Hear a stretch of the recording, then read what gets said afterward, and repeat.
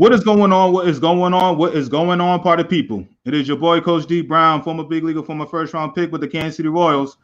And man, it's been a while, man, since we had any guests on, especially college coaches, man. So, quick story. Shout out to my boy Ty Wright. So, Ty met with the Pirates, and he was like, "Yo, we talking, just catching up," and he was like, "Yo, D, I don't know if you ever heard of Texas College, man, but I know the head coach over there, man, and I see what you're doing, bringing guests on here, man. I love to get my boy on there, man. He would be a great guest." And I said, "All right, cool, man. Tell me, let me know, what is what his schedule is and all of that." So I've been holding on to this guy's information for months now, and his ears must have been ringing yesterday because we were just talking about him with another one of my guys, and I said, you know what, dang, you know what I'm saying? Let me go reach out to my man and see what's going on and see if I can get him on the show, man. And it's all love, man. We were able to make this happen less than 24 hours, man. Get Texas College head coach, all right. Happy Macon, man. You know what I'm saying? So what a name, man. So I want to know what's the coach, the man behind Texas College, man. So Hap, what's good, man? Tell me a little bit about about yourself, man. Tell me a little bit where you from, man. How'd you get to the point with being a head coach at Texas College, man? Oh well, actually, it was all God sent. I started off. I played at Alabama State. I finished my career at Alabama State.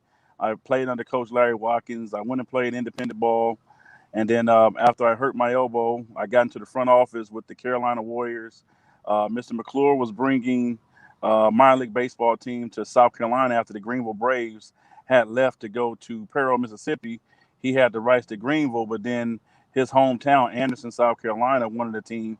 So he started raising money to bring a team there. So I stuck around with him and my godfather, Frank Evans, former Negro League player.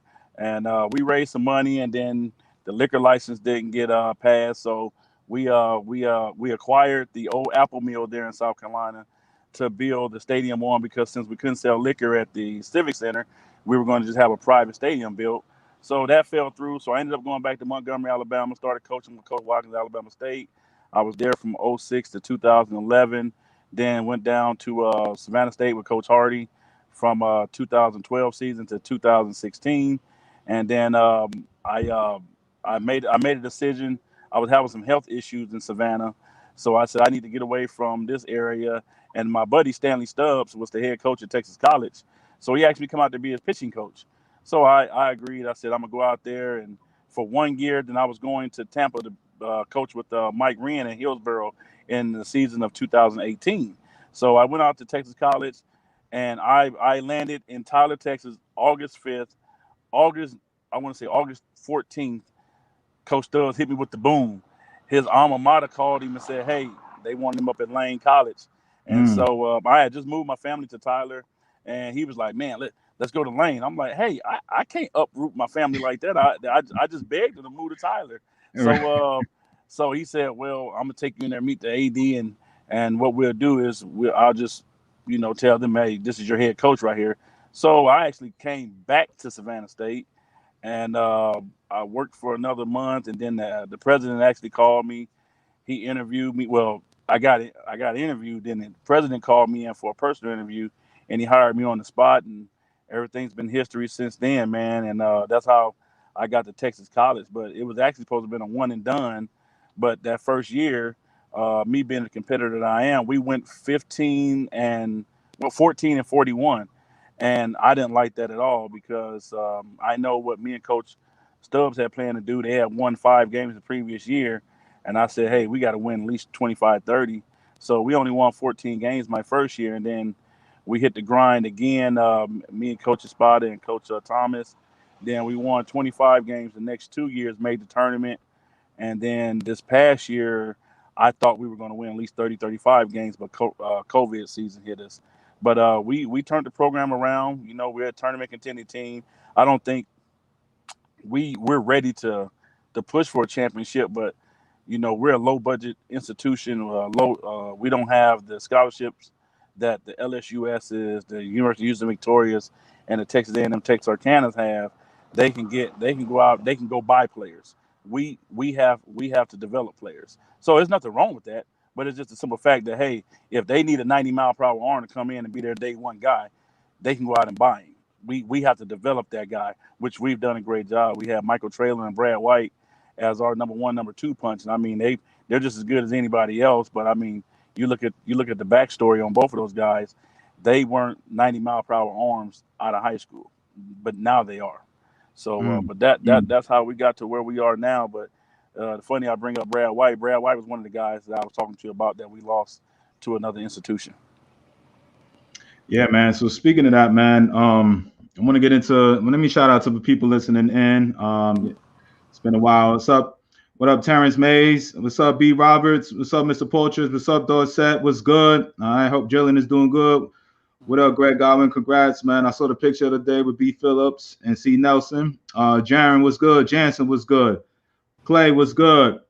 Eric Cole in Mississippi was happening. All right. And then we got Jason was good. Love Coach Happy. My son played for him at PG Showcase in Houston this past summer. I wish TC. And he was like, let me see. I wish TC had my son's major. He would definitely be at TC. All right. So boy Jason over there. All right. We have Bubba was good. Tasha was good. Mississippi in the house. Brenton was good. He says, what up, Hap? Out in Florida. All right. Sergio ATL was good. All right. D-Rob, Cali in the house. Jansen, what's up? Michigan in the house. Nadine ATL in the house. All right. Cool. All right. So man, let's learn about Texas College, man. All right. It's I never heard of it, man. But where's Texas College located at, and where's the conference, and what level, all of that, Coach? If you could tell me, man. Yeah, Texas College is a private institution. We're located in Tyler, Texas, which is East Texas. We're 80 miles east of Dallas, 80 miles west of Shreveport off of I-20. So we're in a good location. We are in the Red River Athletic Conference, which just made a major announcement. We've added 3 institutions. The 3 institutions that was added was Xavier out of Xavier, Louisiana, out of New Orleans, Louisiana College. They're right outside Alexandria. And then we also have Texas A&M San Antonio coming into the conference for the 21-22 season. The other teams that are already in the conference is LSU Shreveport, LSU Alexandria, Texas A&M Texarkana, Jarvis Christian, Wiley College, Houston Tillotson out of Austin, Texas, Our Lady of Lake out of San Antonio, University of Houston, Victoria, and University of Southwest out in Hobbs, New Mexico. So right now we're a 10-team conference, but next year there'll be a 13-team conference. It was supposed to be 14, but North American University, they started up baseball August 1st, and then they canceled baseball August 3rd. I was like, wow. Yeah, wow. So NAU, they were the first team to say they were coming in outside of the 10 regulars. So I guess they're going to look for a 14th team somehow through some other conferences that may be moving up. Because LC, Louisiana College, was a D3 school. Zula, they were NAIA all the while in the Red River. They just didn't have baseball. And then Texas A&M San Antonio is probably going to be one of the largest schools in the next 10 years because of their location and the school that they're affiliated with. So they're going to be in the Red River, I don't think, for that much longer. I think they will fly through the NAIA and end up being a D2 institution. Wow. All right. So let me ask you this. So you said it's an NIA program, right? It's an HBCU too, right? Texas College is an HBCU, right? Yes, HBCU. All right. Now you're in Tyler, Texas, 80 miles from Dallas, in Texas, where there's a hotbed of talent. Shout out to Texas. We'll be out there in Dallas. Just quick pub. October 31st. The link is there. So, I'm gonna try to get Coach Hap to ride over there 80 miles, west over there to Dallas to come check out the workout that we're going to be having over there in outside of Dallas area. So, Coach, I'm over there, I'm come drag you over there. And so you out there in Texas, all this hotbed of talent, man. How is it on the recruiting side, man? How, from your roster that you have, man, where are you kind of, structured and kind of hot, just taking all the Texas talent? Because we got so much talent in Texas, man. But do you go outside of the state when it comes to recruiting? Oh yes, we've been outside the state. Shout out to Coach Espada, Coach Thomas for all the hard work that they did in the program while they were here. Then Coach Wright while he was with us. We actually Coach Espada. He's one of the owners of FIBA. He's now a recruiting coordinator for Mississippi Valley. We brought in a lot of international guys from Florida. Um, then we signed guys out of Alabama. We had Coach Rod White from Alabama. He was signing guys out of that area. I was bringing guys from Georgia, Florida, also. Indiana. We brought guys in from Michigan. We've got guys from California. We had signed a couple guys out of Canada, but the I-20 paperwork just didn't work out the way that it was supposed to. But we recruit Texas heavy, but you'll be honest, we get more Louisiana signees than we do Texas kids. We hit Lafayette area, we hit Southern Louisiana pretty hard. We had a real good base out of Louisiana. Um, I think that's about it when it comes to the recruiting side of that. Then inside the state of Texas, I'm involved with ZT Baseball, Team Texas.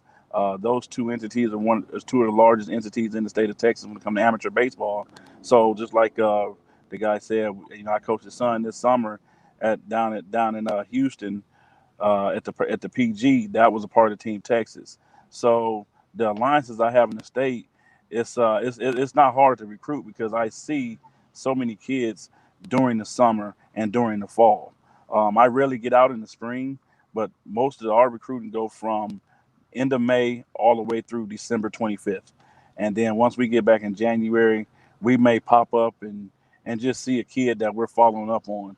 But we hit it hard all around. It's just not Texas, but Texas is our foundation. But we do have a lot of states. I would say Louisiana just equals Texas, and we've some of our top players that come from California, like I said, Florida, and the international. We've had at one point we had I think 5 Dominicans. We had a kid from Colombia, one kid from Venezuela, one kid from the Bahamas.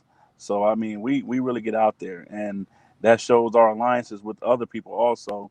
That it's hard to recruit. So we don't have a recruiting budget here. So if you call me and say, "Hey, I got this left-hand pitcher," we're going to take an in-depth look at him, and we're not going to shun him away. Oh, just because we can't see him. So we work off a lot of friendships and trust of other people. Now, have we been burnt? We've been burnt once or twice, but that has nothing to do against the kid themselves. It's just that person just needed to tell us a little bit more of what was going on with the kid, other than just telling us, "Oh, he's an 88 mile per hour arm," when he was really an 82 to 83 mile per hour arm. He probably hit 88 on a pull down. And but like I said, the development portion, we were able to take that young man and still create a great career for him. And when it comes to recruiting, we have a real good foundation on it. But like I said, it's all about the relationships that we built over time and the affiliation that we all have. And like with Ty, Ty had came in, we already had a real good sound ball club, and I told him what it is that we wanted to do, and that's what the part of Texas college people understand, the development. Everybody can go out there and say, "Hey, they're a great coach. They're a great coach." Well, what makes you a great coach? Are you a great coach because you recruit the best ball players? Are you the great coach because you have great facilities? Well, our coaching staff could say we were good because we were good at developing. And when Ty came in, Ty he put the hammer in the coffin. I mean, he put the nail in the coffin. He hit it with a big head hammer. He developed our base running. We were always very aggressive, but he brought that pro approach to the base running. And when he did that, I mean, we were leading the nation in stolen bases. We had 5 guys in the top 20. I mean, and usually we only have 2 guys in the top 20 that year. Particularly, we had 5 guys in the top 20, and just through 24 games, through 29 games, we had a guy with 54 stolen bases. So Wow. I mean, yeah. So we always could hit. Our first year we hit 221. I told the coaches we'll never hit under 300 again, and we had never hit under 300 again.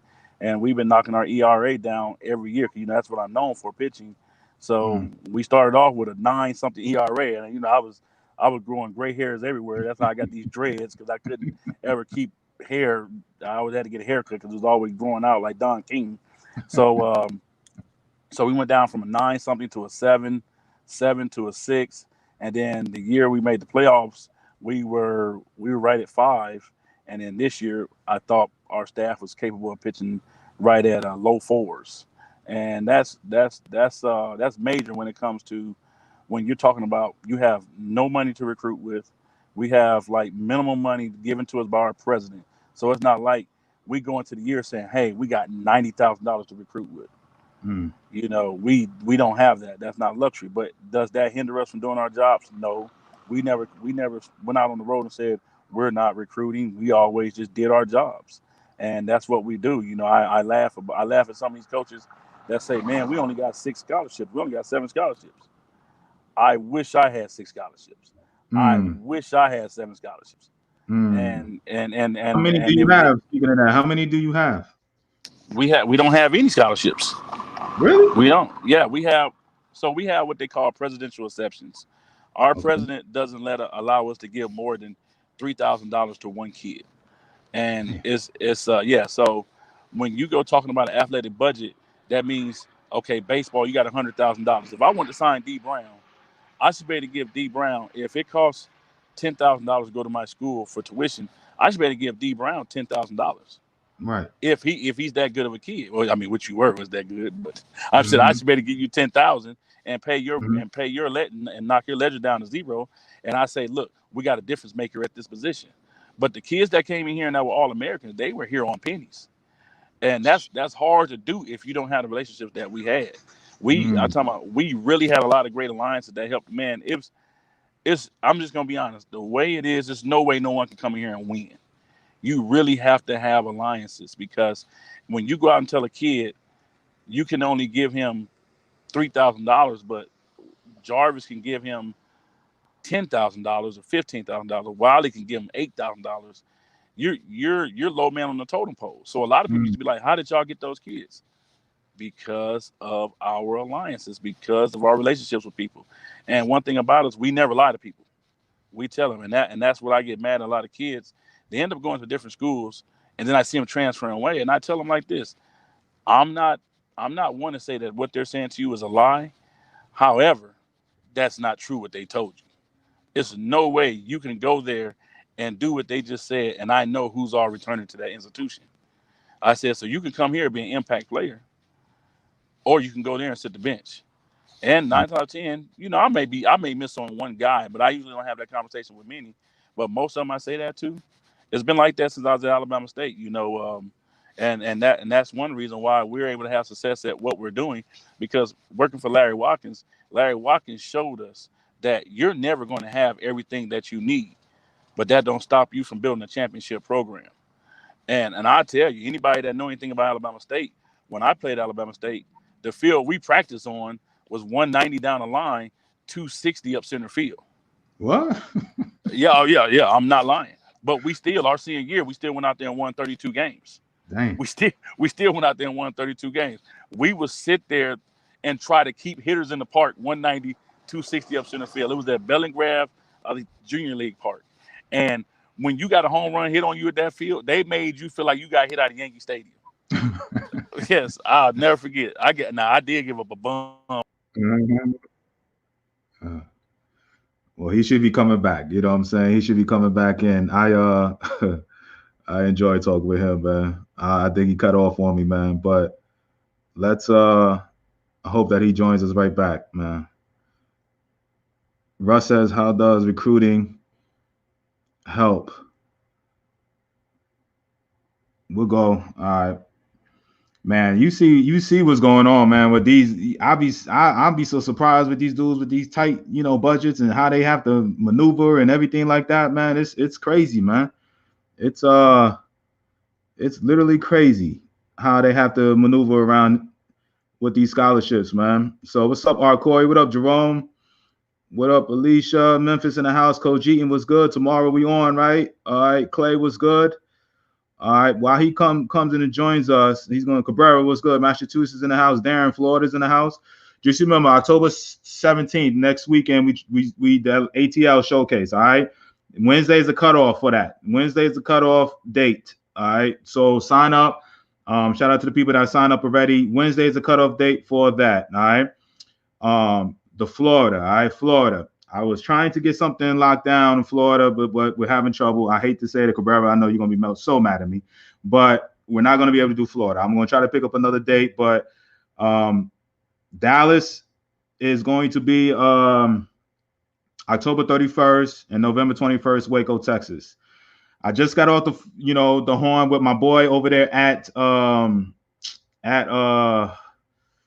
boy at with the brain S2 over there, and my boy has he's going to be, we're trying to lock down him coming to Waco, Texas workout, where we're going to do an assessment. We talking about how important this brain thing, the brain evaluation, the quickness and everything is, because right now what's happening is a lot of these colleges are using these, and definitely in the pros, are using this as a recruiting tool, what I'm saying, as far as an assessment tool of the brain, how this thing works. So I want to start accumulating this, and adding this to the mix in the showcase in Waco, Texas, man. So I'm trying to lock this down in Waco, where we're able to have this for these kids to get their essentially get their brain tested, man. All right, but that was good. I think that is I think that's going to be something where we'll have access to these guys. You may, and again, it's not final, but we talked a long time today. But when they go and you get your assessment done, where will you be in Dallas? Olin asks, all right, Olin, don't forgive me, okay? Because I'm gonna chop up this name, but it's it's outside of, I don't let me get the name right. It's Atlet Sports in Mithlonian, Texas, okay? Mithlonian, all right? D, do you have any info on the hotel accommodations in Atlanta out yet? No, I will get that info out there to you. I appreciate it, Trisha. I will get that information out there to you. Right now it's the Marriott Fairfield is what I was talking about in the ATL. So Trisha, I'll have that information out there for you. You'll have it by Friday. I'll email you that information. Everybody that signed up. All right. Appreciate you, Trisha. I know you're coming from a long way. All right. Thank you for coming and trusting in us. All right. Greg Ellis is the head football coach. He played for the Cowboys. Yeah, I remember Greg Ellis. Yeah. All right. Shout out to my boy Jay Lane. Ty Wright. Did you see the video super I sent you this morning? I have not yet. I know it's a football video, man. Yeah, Methon's Owen, man. I hope you bring the fam, bring your kid out there, man, and get some work out there in Dallas. So with the Dallas, Waco is going to be pretty big. I have it's going to be a lot of kids out there. Dallas, we're going to put a limit. I think we talked about maybe 35 to 40 kids only, because it's going to be indoors. So we topping out at 40, what I'm saying, the most we're going to take in Dallas. Okay. So we had a handful of signups already. We got 3 more weeks, a little over 3 weeks before the Dallas thing, but we're only topping out at 40. Last week when we had Jackson State, we had about 40, 42. We're going to be indoors. We're topping out at 40. So shout out to my boy Jason, Hilliard, that's helping me do this. All right. So we're topping out at 40. We're going to have a little separate times for the pictures and all of that, just based off of what information I get from the guys. The ATL will be starting at 10, but we are essentially just depending on what positions and stuff like that. We should be pitchers and catchers will start off early and kind of go from there. All right. So I want to say this because I had a little questions talking about this showcase. Why he's coming on. So I hope everybody hold on. I have a feeling he'll come right back on. I don't know what happened, but hopefully he get his link or whatever, situation happened and he'll come right back on. So I know a lot of people are asking, it's the showcase atmosphere, some people are like, I think what it scares people, what I'm saying? I don't know. You tell me. Like, it scares people how many coaches and stuff, like, are coming or essentially responded to the live streaming thing and what's going on with this. All right. Essentially, I can actually put more coaches on that flyer who have responded to me. I've added some of the Texas schools in Dallas. That's going to be in Dallas and Waco. I've added that because I know that they're going to be coming. But there's like 3 or 4 schools that I even add that I know that are going to be, tuning into this link, to this, to the workouts. Okay. What happens is I email the coaches and I say, look, this is the dates I'm doing. They say, yo, just send me the link and we'll be there. Right. And what I tell them is, listen, I give you access, and even the ones that don't respond to me. Okay. Which is another, I'm connected to, some of the parents I've been talking to that signed up for my program or thinking about signing up for a program.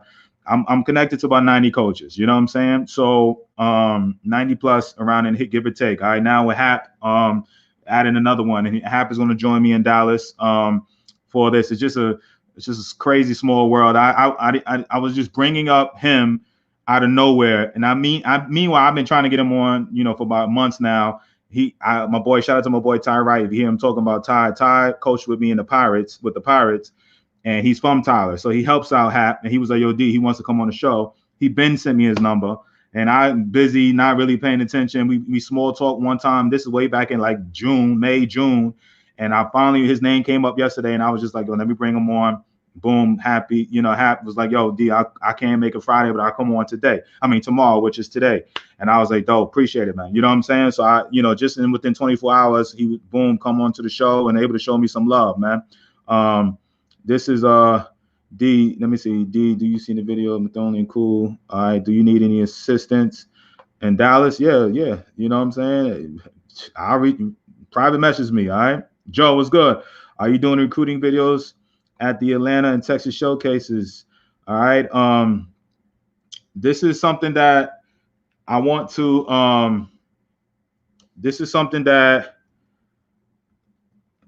shout out to my boy Keenan. Let me just write this link real fast. All right. Shout out to my boy Keenan because he asked me this today. So what I'm doing in Jackson, what I did in Jackson, I hired a separate, besides the streaming, I hired a different camera guy just for recruiting videos and stuff like that. Guys that want access to the recruiting videos, and so if you want your recruiting video made, you know what I'm saying, you just have to ask me. You know what I'm saying, and I'll have a video guy. Definitely in Dallas, ATL, I'm working on it. ATL may just stream it. But, it may be something where I will be, if you want to have, a video made and stuff like that, especially nowadays, like everybody's, how it is. Everything is video right now. All right.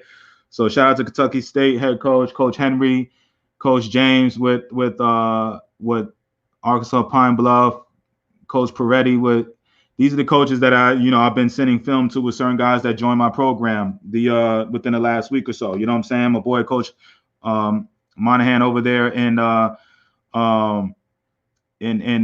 at Rutgers. So these all guys all want film and video. This is how they're making the decisions nowadays. So when you come to these showcases, just I'm gonna have access. You can go and get videos and stuff like that. But if you want me to film additional like a highlight reel type from the showcase, you're gonna have to add holler at me there. Okay.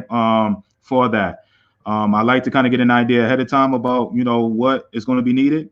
All right. And from a show, from a video and all of that, so it gives me a little heads up. It gives me an idea like, hey, this is what I'll be needing, and this is what I want from the showcase. All right. I'm going to live stream it. I was talking to another guy from Australia. We're going to try to do this live streaming from Australia. Crazy, right? For these coaches, man. So it's going to be pretty dope, man. I love, with the coaches, man, they love it. They're, I think they're ready to see as many guys as they can during this time. So I got a little special gift, in about 3 weeks from now will be 2 years to the date that I've been doing these live streams. So I'm a shout out. I'm gonna try to have a little 2-year little thing, man. So October 28th, I think that will be maybe 3 days before the Dallas showcase. All right. So I want to have like a little anniversary type of thing, man. So make sure y'all join me. All right. I'm gonna have I'm gonna have one of my guests come on, one of the first guests that I ever had come on. He don't know this yet, but I'm gonna reach out to him, see if he's able to do it. I think it'll be a dope thing. He was my first ever guest to come on, and you know what I'm saying, and go from there. Coach Stubbs, what's up, man? All right. So we are. I'm trying to get Coach Macon. I don't know where he's at, man. I'm trying to get him back on here. If not, I just have to close it on out. But what I want to do, is what I want to do. Got Pakistan, so my boy from Pakistan on here. I got a guy from Pakistan listening in today, international, right? So, from the showcases aspect of it, all right. Listen, Atlanta ATL, we got 1 more week left, all right. You know, before a week from today, it's going to close down. The registration will close a week from tomorrow. I'm sorry. So make sure you sign up, all right, for there. All right, we have a handful of slots left. I want to make sure that we get as much attention and all of that here. I know they have some, you know, some major tournaments going on here and there, but if you are interested, you're a freshman, a junior college guy, anything like that, come sign up here in the ATL. Then 2 weeks from, you know, then we got 3 weeks from now, we have Dallas. All right. The Waco link will be up. All right. I'm going to try to get that done no later than Monday. We have Waco, Texas. All right. So we have, you know, those 3. I know as a reference, everyone knows me, and I was the first black hitting coach in the WAC and the Conference USA and Grambling State. All right, Coach Parker, appreciate you, man. All right. This is something that, you know, that's what I like, man, with this thing here. All right. Coach Macon joining us back, man. But what I like about this here, man, is that we all, you know, it's always everybody's here to help each other, man. Because ultimately when it comes down to just getting these kids into schools, man. So, you know, we gotta go over there. Coach Hap, man, you all right, man? Man, my phone hit a hard reset on me. It's all good, man. It's beauty of technology, man. If my listeners know, man, if it ain't one thing, it's another with the cutting off and all of that, man. It's part of technology, man. Appreciate you coming back on, man.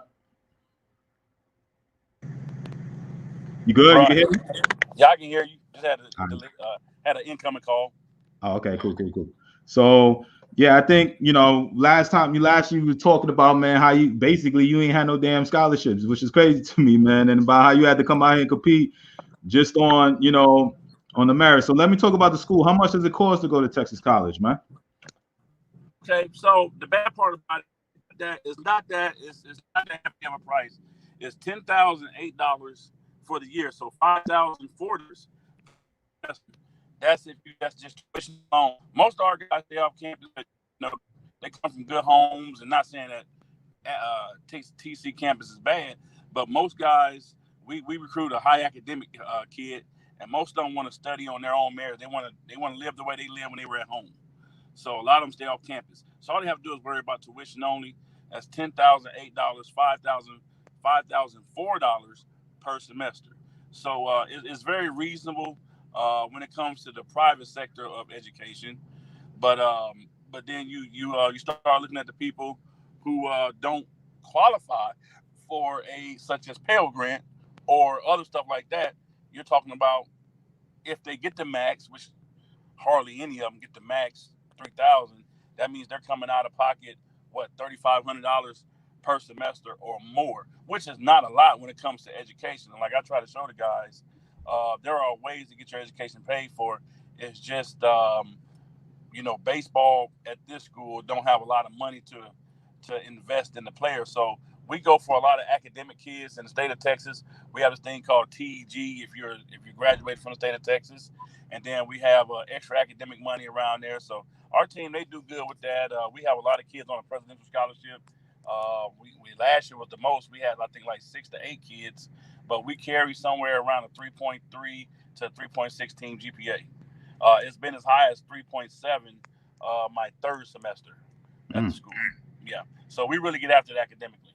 And I'm not talking about nerds. I'm talking about our All-American center fielder. In his 10 semesters here, he had six 4.0 semesters. So I mean, we're talking about our top talent. They're doing the marks in the classroom. Damn. Yeah, they so what's the best, like I said, so like you said, it's 10-8 to go there for a full year. And you said, I'm sorry, I was trying to message everybody that's coming on. 10.8, is that housing and everything, or you said no? No, that's just tuition. Housing is right at an extra 8. So if you look at our website, it says 21,000, but that's all those different fees.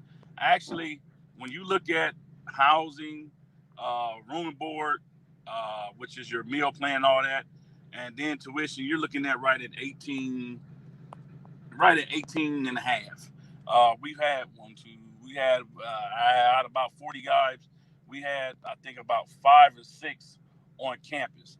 We've been up to about 10 on campus, but like I said, those 10, they probably stayed on campus for one semester, then they moved off when they found out which teammates they wanted to live with. And we can't Mm. stop them from staying off campus because a lot of their parents, when they come to town, that's the first thing they do is, what apartment complexes do you suggest? So, Wow.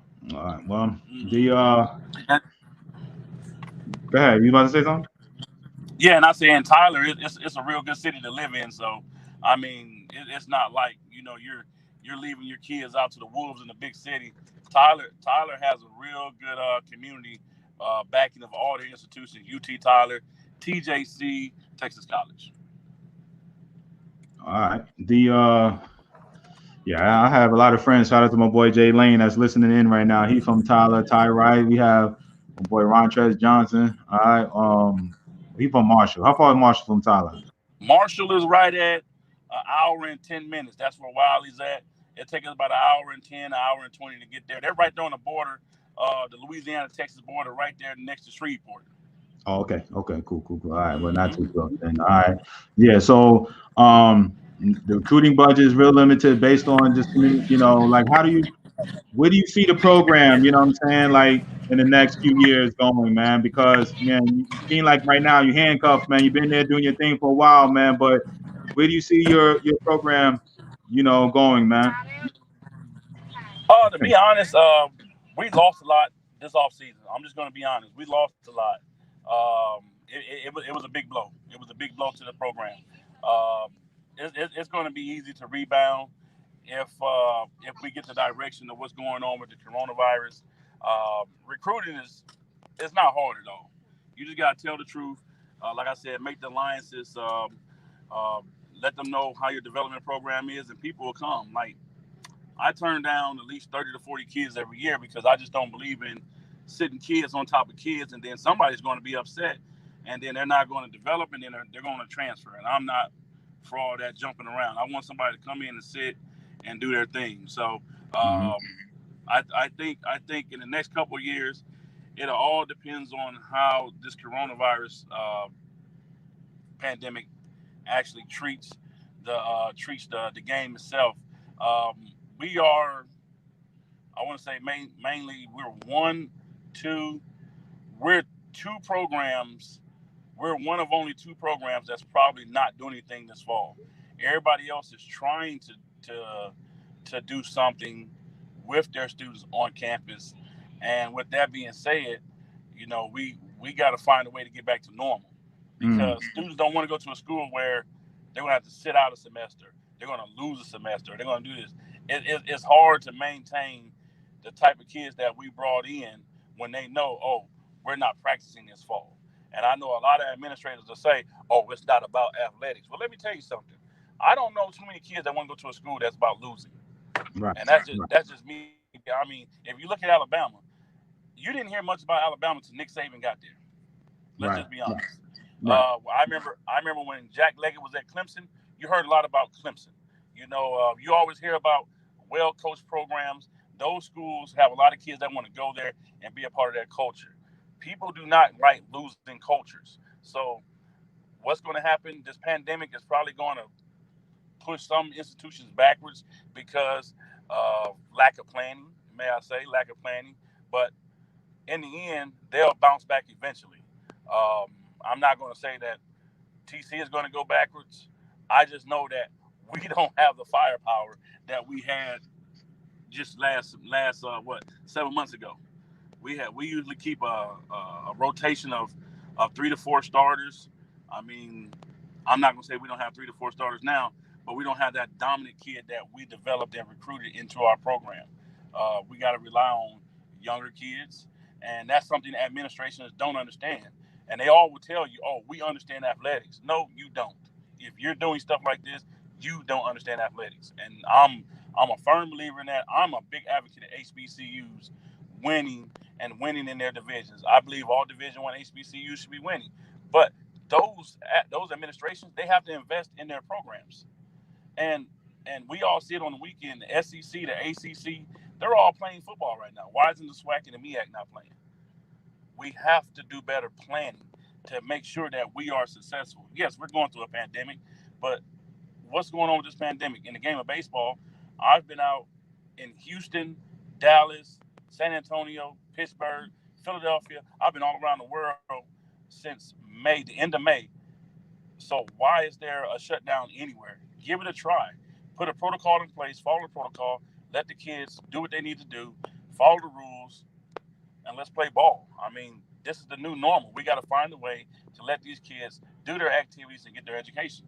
So in the future, we're going to have to buy into what everybody else is doing if we want to compete. Not everyone that's buying into the other side of it, they're not going to compete and they're going to be doing bad.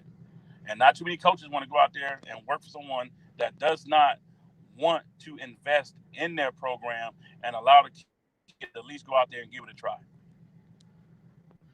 Yeah, that's what I say. Like I talk to a lot of HBCU schools, man. It just seems like every one of y'all have either both hands tied behind your back or one hand. It's like it, y'all, you know what I'm Right. saying? Y'all gotta try to make chicken soup out of chicken. You know what? You know what I'm saying? And Oh it's man, tough, man. that was Coach Watkins' favorite saying. You can't make chicken salad out of chicken. You know what? If you do, you're gonna Right, make chicken. You know what salad? And I don't like chicken. You know what salad? right. You know what I'm saying? And it's like, Yep. damn, man. I hate to hear that, man. And it's. I mean, do you see it? That's what I'm saying, man. You see this? You know, I mean, I know I asked you this question, man, but it's just like, man, I'm Brian said, "What's up, D? What's happening, Macon?" And all right, what's up, Brian? What's going on, Bama State? All right, Jake, what's good? Mississippi in the house. All right, Yeah. all right. Let me see what D Rob said. D Rob said, "Great philosophy, coach. Keeping it real, but the recruit is very important. Your word is bond. Keep that solid reputation, no doubt. All right. The so being in the situation you're in right now, what do you know? Is it just something that you're gonna have to like wait and see? You know what I'm saying? Like as far as bringing in players or what, man? You know what I'm saying? What how many guys you have on the current roster right now, coach? Well, okay. Pre-pandemic, we had right at 40. We had right at 47 because we had 6 guys. We had so we were traveling right between 36 and 39. Um, I think we lost. I would say we lost half our roster, but really I think we're right at 25, and I have about 12 to 13 new guys that I hadn't spoken to because they're here and they were coming to walk on, but I don't know them. They Mm-hmm. were coming for a tryout, and I didn't know if they were here or not. So long story short, we have about 20 guys waiting to hear back to see if they can come in December and give it a go. But I mean, why would I bring in your child to an institution that we don't even know? I mean, right now our whole athletic staff is on furlough. Mm. So we haven't worked since March. Now anybody that followed me, they wouldn't know that I wasn't working because I'm always working. You know, I'm gonna get out there on that road. So I mean, that's why I say the pandemic is only thing is hindering is me being able to tell kids if they can come to school and this is the place for them. I'm Mm. never going to recruit a kid and say, "Oh yeah, we're playing ball this spring." Well, I can't tell a kid that we're playing ball this spring if the coaching staff hadn't been working since March. So Mm. I mean, Mm. anybody that know me, the people at Texas College, the people in Tyler, the people around know I'm going to tell the truth. I'm Mm-hmm. I'm never I'm never going to throw ranch on a pile of you know what and tell you, oh, everything's going to be gravy. No, I'm not that type of person. I'm gonna be honest, and if honesty kills me, I know where I'm going with being killed over honesty. Mm. And Mm. I work my butt off. I think the way I work should allow me to be honest. Mm. And if you don't like my honesty, you shouldn't be affiliated with what you're affiliated with. And Mm. so that's why I say, I understand the question you're asking me. I can't say we're going to win. I sure in the heck ain't about to say we ain't gonna be that good, because one thing about it, I know the coaching staff at TC can coach. That's one thing they can do is coach. And we'll small ball you to death till we get the big bats, and then we'll big bang you. Um, Mm. we'll fastball you to death until we got guys that can spin it and change up it. So Mm. I mean, it all depends on what's going on with this pandemic, and that's the only thing I can say about it. All right. So what's like I said? So is that your style of play? Is more the speed game, small ball. You know what I'm saying? Thank you. Yeah, that song was going right into that camera. But Yeah, I didn't know until I looked at the phone. yeah. And what? So is it something that What's the style of play? What's the Texas college style of play? Well, it's not a Texas style. It's not a Texas college style of play. It's something that all the coaches agreed on. I mean, we've always let's just be honest. HBCUs, we don't lack speed. Um, Even some of my non-African American ball players have speed. So Mm-hmm. I mean, you look at it, we don't play small ball. We like I tell those guys, we hunt the fastball. We look we look when we're in breaking ball all speed counts. We look for breaking ball all speed. We don't go up there and just start guessing. We have an approach, and we're trying to hit doubles or better. But Mm. like I tell those guys, if you screw up a ball, a hard ground ball should result 9 times out of 10 in a hit. I mean, Mm. if you're 0 for 4 and you hit 4 line drives, I'm not mad at you. I just Mm. don't want you up there guessing, giving in to a pitcher's pitch when I know you're a better hitter than that. So our approach is, we just go up there and look to square something up and hit the ball hard. Like on the mound, we don't try to overpower you, but we're not trying to just pitch the contact and get a ground ball here, get a ground ball there. We're actually trying to strike you out. We're trying to get to be those power guys, but we have to learn that. You don't just wake up tomorrow and become a strikeout pitcher. You got to learn how to strike guys out. You got to learn how to set them up. And Mm. that's one thing I like about our catchers. Our catchers really learn the game, because we don't call pitches. I had a pitching coach last year. He wanted to call pitches. I'm like, nah, man, we're not calling pitches. I want the game to go fast. If it's a 9 inning game, I want the game over in 2 hours and 15 minutes. Mm. And the catcher looking down at his wrist, that ain't gonna get it. You want to call the game. You call the game in practice. You teach Mm. your catcher how to call the game. Mm. You Mm. teach, I yeah, like that. you teach him how to call the game in the bullpen. He's going to catch that kid. If he don't know what that kid can use to get outs, then he don't need to be catching that kid. Mm. That's just how I am. I like it. It's a tempo thing to me. I love tempo. So, but yeah, so I'm big on tempo, and I can't stand a slow moving game. Now I know a lot of people they'll differ from me on that, but I mean, the faster the game move, it says that the pitcher is going to have more success. Mm. Mm. And I know the defense love it too. Oh, defense love it. Especially Mm. I got a bunch of them giddy boys that be over there talking that language I can't understand. They love to come hit. They don't like standing out there on defense too much, man.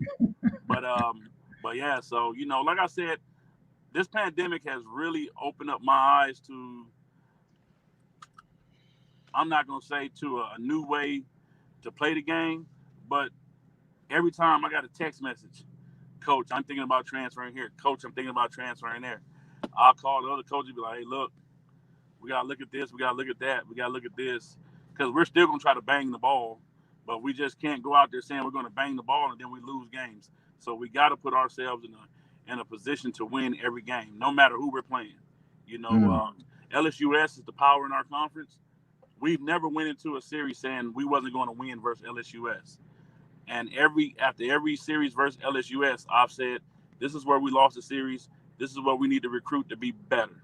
And we get better, they get better. But you can Mm. tell every year that we gave them something new that they weren't ready for. It's just that at the end, I ain't gonna lie, like the Yankees showed you, money wins. You spend the money, you win. I mean, just look at it. I mean, I left Alabama State in 2011, and I think Merville and them came in. in 5 years they won the first championship in Alabama State history. Well, a lot of people are like, oh man, they did a great job. I take my hat off to Melendez and them. I love watching Melendez and them down at Bethune-Cookman. I love Mm-hmm. watching Alabama State. But if you look at the logistics of it, Coach Watkins, his whole time at Alabama State, he never had more than $3,000 to recruit with. Mm. Melendez walked in with a $30,000 recruiting budget. Mm. How can you not win? How can you not win with $30,000? He came in with 11.7 scholarships, no less than 10. Coach Watkins never had more than 3. The last year we were there, he actually overspent. I remember the email he got sent, Coach, you overspent your budget. How did he overspend? And then within one calendar year, y'all spending 4 times what he spent. Right. So, I mean, right now, I tell all the HBCUs, if I saw Alabama State do it in 1 year, it's no way all of y'all by 2020 shouldn't have 11.7 scholarships and you guys have a big recruiting budget. Because one thing about it, how are you filling teams if you're not filling the recruiting budget to actually win? People don't just show up to our campuses because we're black colleges and we look good. They want to be recruited just like the Dukes and the North Carolinas and all that stuff. And that's one way that we did win at Texas College. We showed people a good time on their visits. We walked them into the buildings. We let them meet with the professors. All that stuff. That stuff matters when you don't have money. You gotta give personal attention that other programs don't. I mean, you gotta look at it. Alabama State them got a good thing going on. Vasquez and them is doing a great job over there. Jackson's doing a great job down there at Southern, and then you have Omar always been doing good over at Jackson State. But if you look at what's consistent with all 3 programs, those schools have invested in their programs. Mississippi Valley hadn't beat those guys since Shanks left there. When Shanks was there, Shanks was getting money from the government. He was a former legislator, I believe. He was getting money from places where he could support a winning program. As soon as he leave out the door, all the money's gone. So when it comes to the budgets at the HBCUs, I can sit here and tell them there's no way they shouldn't be investing. I mean, at Savannah State, Coach Hardy, he started with I want to say a Division II budget, and they gradually kept increasing him. And you look what happened in the second year they were Division I. He won the MEAC. It shows if you invest, just like with the Alabama A&M job. I know 3 to 4 guys that put in for that job. Why is Alabama A&M don't have a good baseball program? I know the city of Huntsville. I know Madison. I know that whole area. They have a beautiful campus, but at last I checked, they was only offering like $40,000 to $50,000 for their head coaching job. That's not good. I was wondering, because I saw they didn't have a coach, and I was wondering, and they haven't filled it yet, have they? I was surprised to find out when I found out, because it was about 4 of their guys that reached out to transfer to Texas College. So I was like, wait, y'all don't have a head coach? I remember we played the last game in the nation.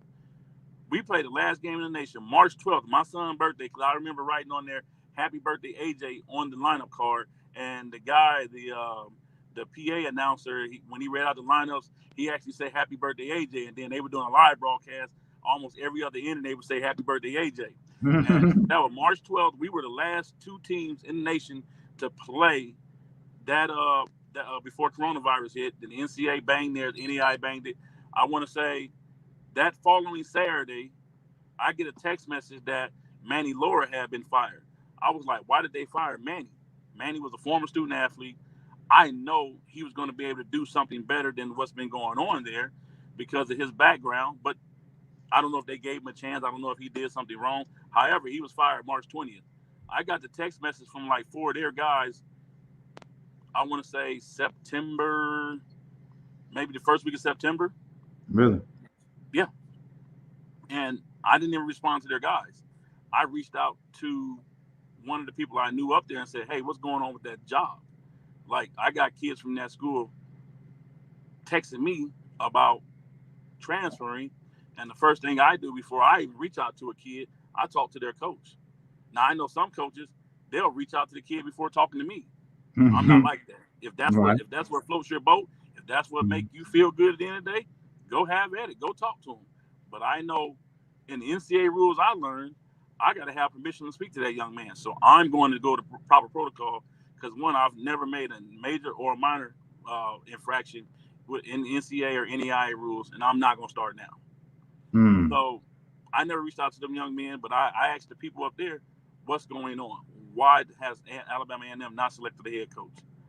And that's not right. If football was vacant, didn't have football, he would be hired. If basketball was vacant, he would be hired. That's not fair. I think even if a track coach, if a track position was open, they need to treat every position at those HBCUs in athletics the same. Because Mm. one thing that's consistent with it, those are mentors to those student athletes. Mm. Mm. Those are mentors. And it was funny. Yesterday was National Coaches Day, and I made a post on a meme, and it said, coaches will impact more kids, more amateurs' lives in a season than most people do in a lifetime. Mm. Mm. So Mm. right now, you got 30-some kids sitting up on Alabama A&M campus. They looking for a new home. Mm.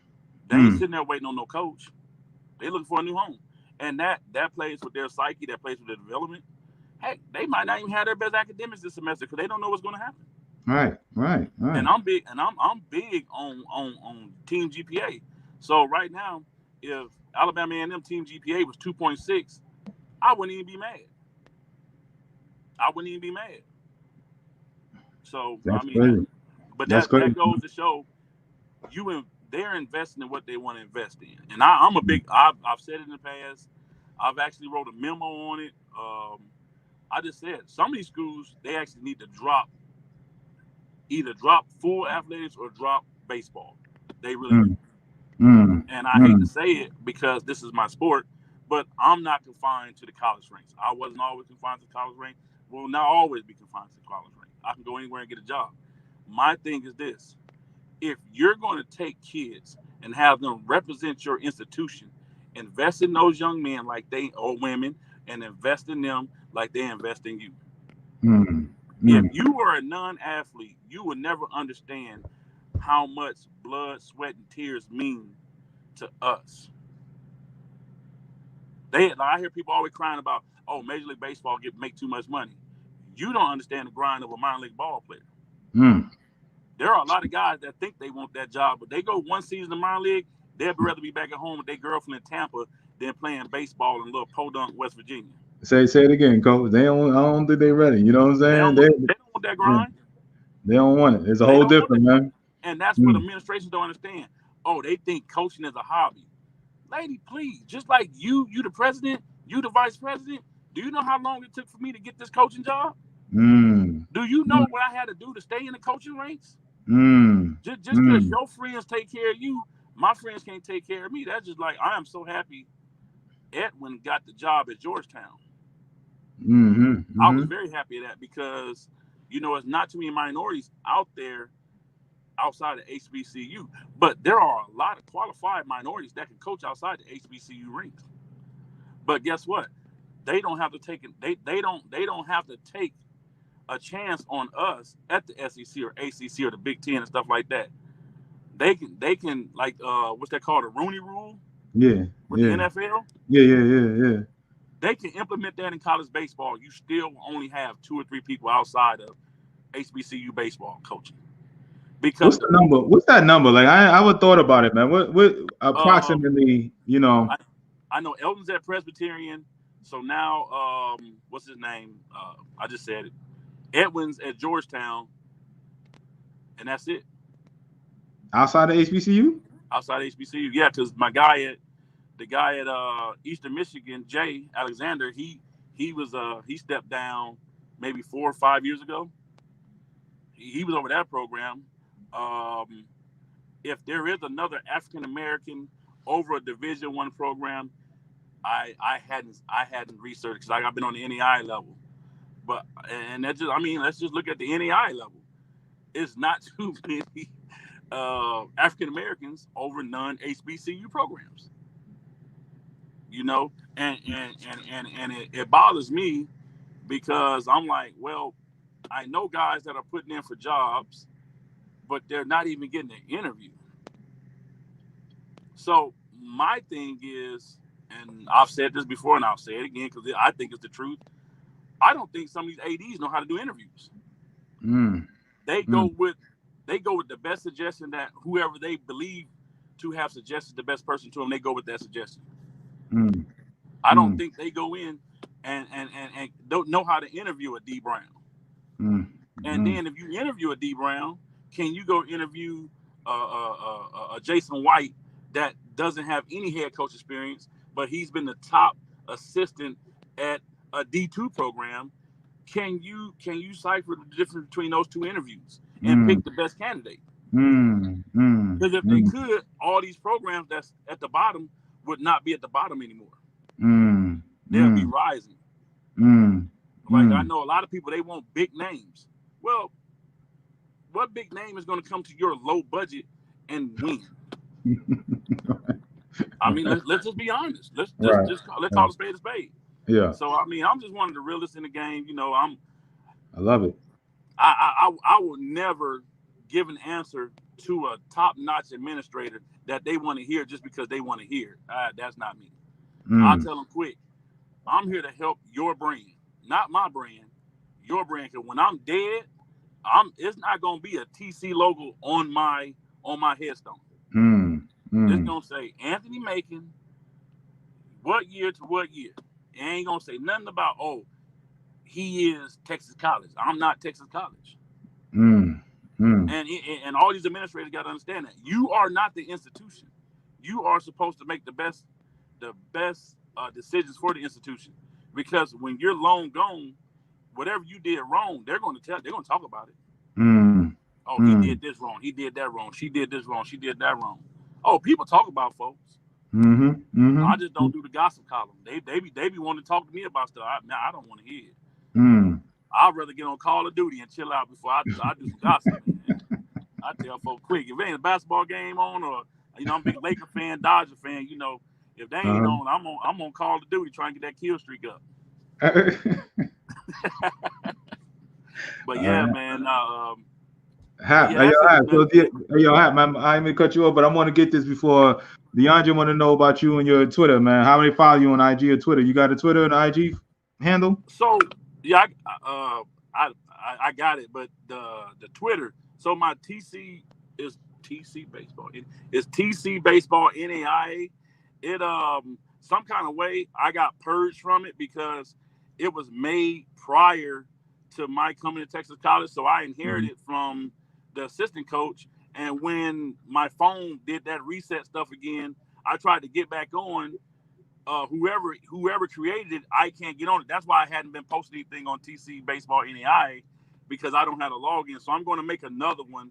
It's going to possibly be the same thing, but I just got to sit down. Like you got more control of it? Huh? You feel like you're going to have more control of it? Oh, I had control over that one. It's just I lost the person who made it. So it was a former player back in 2014. He don't have that email anymore. So when you do the reset, it always say it sends it to that email. Yeah, that email confirmation. Yeah. Right. So they can't log on. And then I tried to do it off my phone and put my phone number in. It wouldn't do it. So I lost that. I'm still trying to figure out a way to get in, but right now I do a lot of social media on Facebook, which is Happy Macon, and then IG. I don't know what my IG is, Happy Poppy or something like that. I don't know. It was one of them. I was a big David Ortiz fan, so I made mine Happy Poppy, and So I forgot how it go _ something, but Facebook. All right. So if these parents got film, coach, they trying to holler at you, man. At least what about an email or something like that? Oh, email. You can send it to amacon@texascollege.edu, or you can send it to me and I get it like right away. It'll be Happy Macon Baseball, like my name, Happy Macon MACON baseball @gmail.com, and that'll come straight to my phone. I'll get the Texas College one too, but I just got to log in to see it.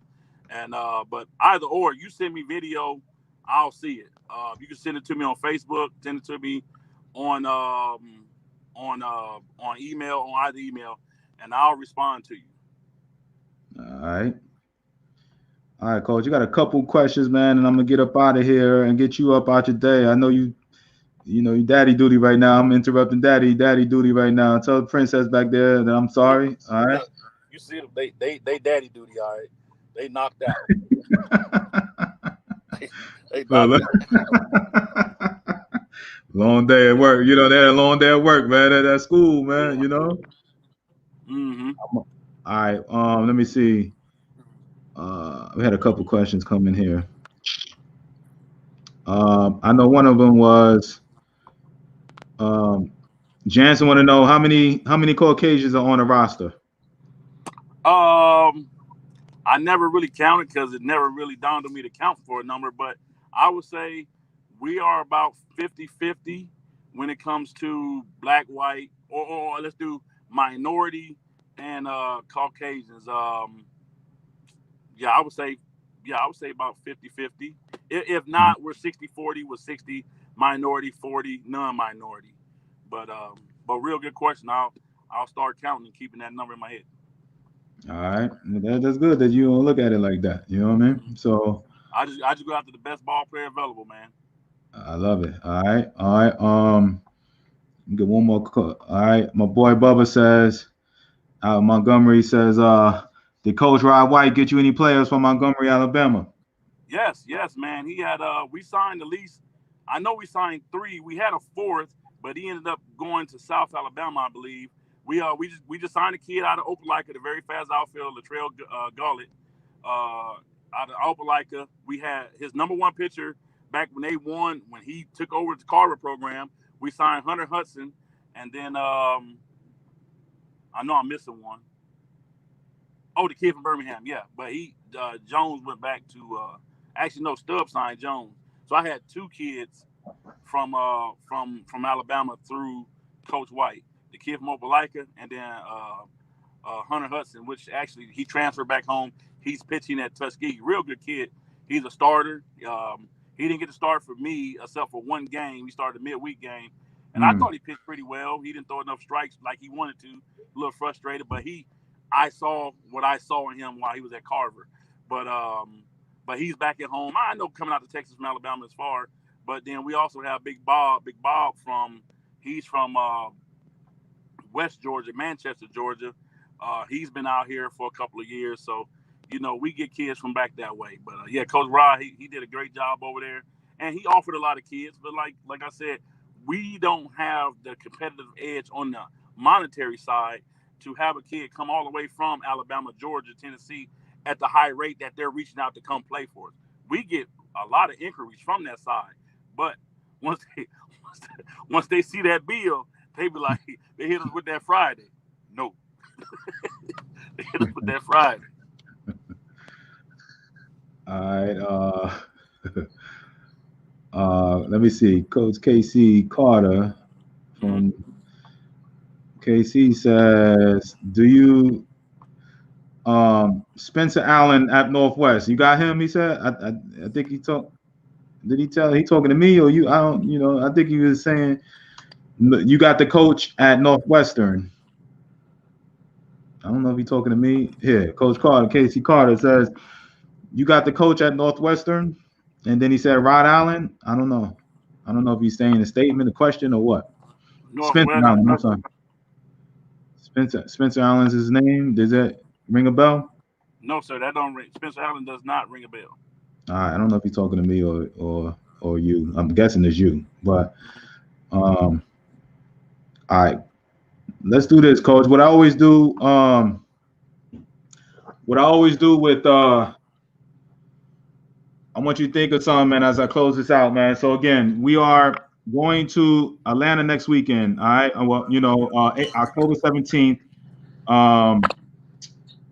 So sign up the link is again dbatlantaShowcase.com. I posted it earlier. Sign up over there. All right. Still have a handful of slots left over there. We got Dallas. I just posted that up yesterday. Over the weekend, I posted it, but I put the flyer up yesterday. So if you are wanting to come to the Dallas over there and get seen by the 20 plus schools, Coach Happ was going to meet me over there Sign up for that October 31st, November 21st. I'll be in Waco too. Waco, don't forget about Waco. Yeah, see, you know what I'm saying? So November 21st, I'm gonna be in Waco, Texas. November 21st, Coach Hap gonna be down there too. All right. I will have that link up no later than Monday. So Orlando.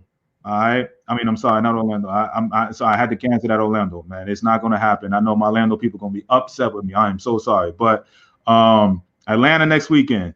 We got, and then 2 weeks later, we got October 31st, we have Dallas, Texas. November 21st, we have Waco, Texas. All right. And so again, and I'm looking to add one more potentially, man, from Jersey to North Carolina, man, they've been reaching out. But I just want to make sure that I have a core group, I'm saying, coming. And that's one or two hitting me here and there. We get, like the Orlando situation. I thought I had 15, 20 kids, didn't pan out with the school and the county and everything like that, man. Okay, I got you. KC said, when you guys were talking about black head coaches outside of HBCU, Spencer Allen is black head coach at Northwestern. You are absolutely right, KC, because I tried to get him on the show and we went back. Northwestern, the Big Ten. Yeah, the Big Ten. Yeah. Okay. Yep.